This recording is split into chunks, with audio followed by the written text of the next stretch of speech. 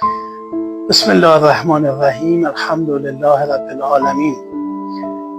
مردم شریف، متدین و روزدار اندونزی، السلام علیکم و رحمت الله و برکاته.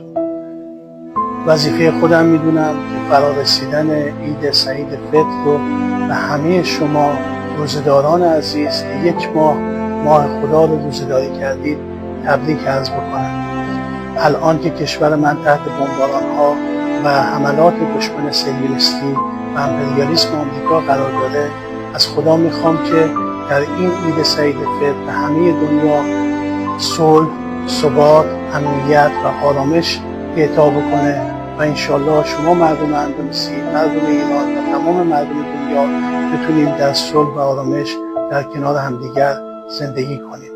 و برای شما بهترین ها رو آرزو دارم و السلام علیکم رحمت الله و برکاته.